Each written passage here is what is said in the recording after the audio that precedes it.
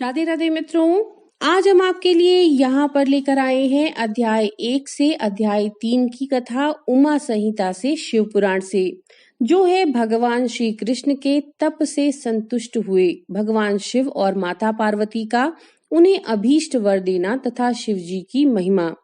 तो चलिए शुरू करते हैं।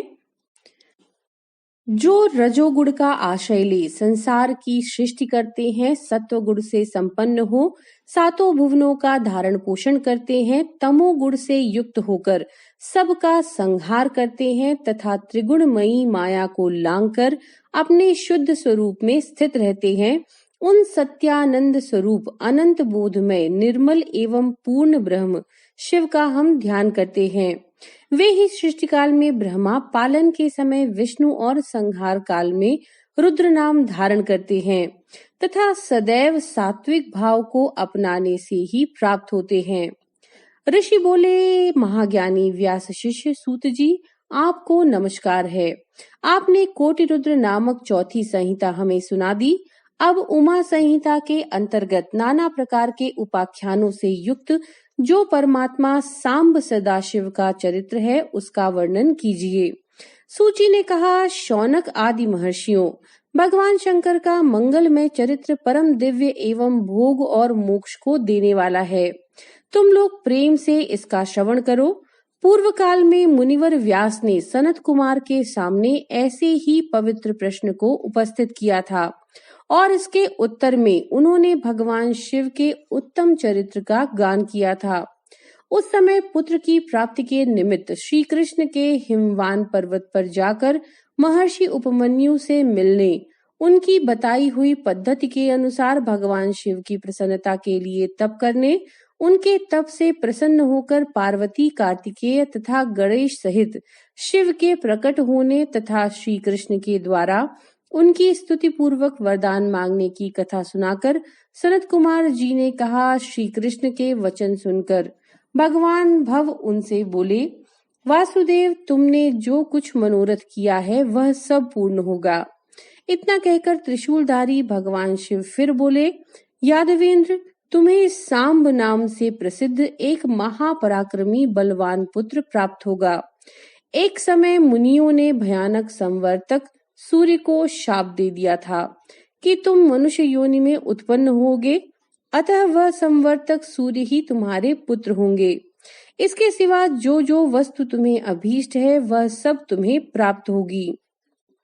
सनत कुमार जी कहते हैं, इस प्रकार परमेश्वर शिव से संपूर्ण वरों को प्राप्त करके श्री कृष्ण ने विविध प्रकार की बहुत सी स्तुतियों द्वारा उन्हें पूर्णतया संतुष्ट किया।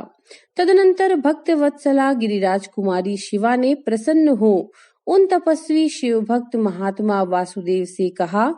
पार्वती जी बोली, परम बुद्धिमान वसुदेव नंदन श्री कृष्ण, मैं तुमसे बहुत संतुष्ट हूँ। अनग तुम मुझसे भी उन मनोवांछित वरों को ग्रहण करो जो भूतल पर दुर्लभ हैं। श्री कृष्ण ने कहा, हे देवी, यदि आप मेरे इस सत्य तप से संतुष्ट हैं और मुझे वर दे रही हैं, तो मैं यह चाहता हूँ कि ब्राह्मणों के प्रति कभी मेरे मन में द्वेष न हो। मैं सदा द्विजों का पूजन करता रहूं। मेरे माता पिता सदा मुझसे संतुष्ट रहें। मैं जहाँ कहीं भी जाऊं, समस्त प्राणियों के प्रति मेरे हृदय में अनुकूल भाव रहे। आपके दर्शन के प्रभाव से मेरी संतति उत्तम हो। मैं सैकड़ों यज्ञ करके इंद्र आदि देवताओं को तृप्त करूं। सहस्त्रों साधु सन्यासियों और अतिथियों को सदा अपने घर पर श्रद्धा से पवित्र अन्न का भोजन कराऊं। भाई बंधुओं के साथ नित्य मेरा प्रेम बना रहे तथा मैं सदा संतुष्ट रहूं। सनत कुमार जी कहते हैं, श्री कृष्ण का यह वचन सुनकर संपूर्ण अभीष्टों को देने वाली सनातनी देवी पार्वती विस्मित होकर उनसे बोली, वासुदेव, ऐसा ही होगा, तुम्हारा कल्याण हो। इस प्रकार श्री कृष्ण पर उत्तम कृपा करके उन्हें उन वरों को देकर पार्वती देवी तथा परमेश्वर शिव दोनों वहीं अंतर्ध्यान हो गए। तदनंतर केशिहंता श्री कृष्ण ने मुनिवर उपमन्यु को प्रणाम करके उनसे वर प्राप्ति का सारा समाचार बताया।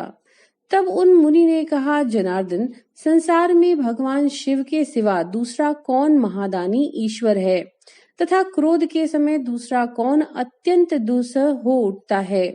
महायशस्वी गोविंद, दान, तप, शौर्य तथा स्थिरता में शिव से बढ़कर भला कौन है। अतः तुम शंभु के दिव्य ऐश्वर्य का सदा श्रवण करते रहो। तदनंतर उपमन्यु के द्वारा शिव की महिमा सुनने के बाद उन मुनीश्वर को नमस्कार करके वसुदेव नंदन केशव मन ही मन शंभु का स्मरण करते हुए द्वारिकापुरी को चले गए। तो मित्रों, ये थी अध्याय 1 से अध्याय 3 तक की कथा उमा संहिता से, शिव पुराण से। नमो नारायण।